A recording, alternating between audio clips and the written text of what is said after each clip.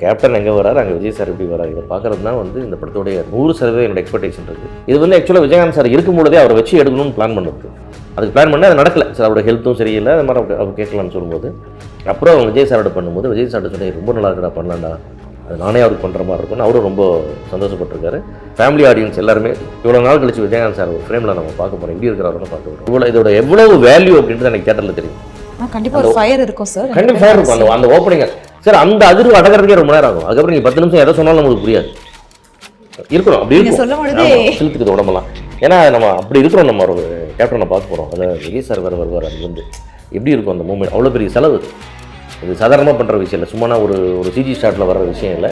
அதுக்கு அவ்வளோ செலவு பண்ணுறதுக்கு தயாரான ப்ரொடக்ஷன் ஹவுஸ் எல்லாருமே, வெங்கட் பிரபு ஒத்துக்கிட்ட விஜய் சார் எல்லாமே அப்படி ஒரு பெரிய விஷயம் அது. ஏன்னா இதில் வெங்கட் பிரபுவோட மேஜிக்கில் இது ஒரு மேஜிக். இப்படியெல்லாம் யோசிக்கிறதுக்கு வெங்கட் பிரபுனால தான் முடியும். இதில் கேப்டன் எங்கே வராரு, அங்கே விஜய் சார் எப்படி வராரு, இதை பார்க்குறது தான் வந்து இந்த படத்துடைய 100% என்னோட எக்ஸ்பெக்டேஷன் இருக்குது. இது ஆல் டைம் ரெக்கார்டை வந்து ரெவன்யூவில் எப்படி பிரேக் பண்ண யோசிக்கிறேன்னு கேட்டிங்கன்னா, அந்த ஃபஸ்ட்டு டே எனக்கு இருக்கிற ஃபீல் தமிழ்நாடு முழுக்க இருக்கிற அத்தனை விஜயகாந்த் ஃபேன்ஸ்க்கு இருக்கும், அவருடைய தொண்டர்களுக்கு இருக்கும், அதே மாதிரி விஜய் ஃபேன்ஸ்க்கு இருக்கும்.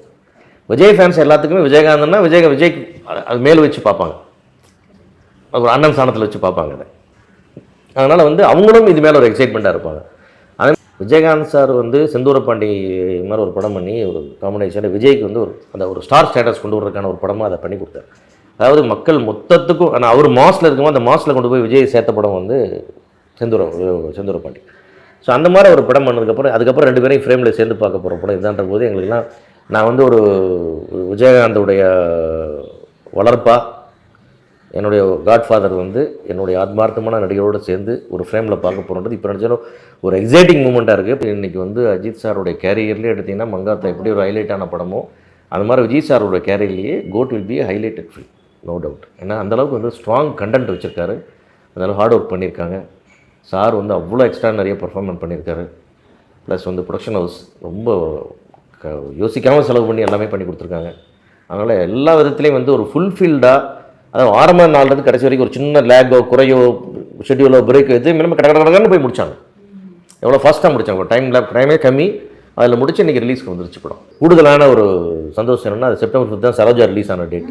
ஸோ நாங்கள் செப்டம்பர் 5 எல்லாம் நாங்கள் அப்படி மீட் பண்ணி சரோஜா டேன்னு மீட் பண்ணிக்குவோம், ஒரு சேர்ஸ் பண்ணிக்குவோம்.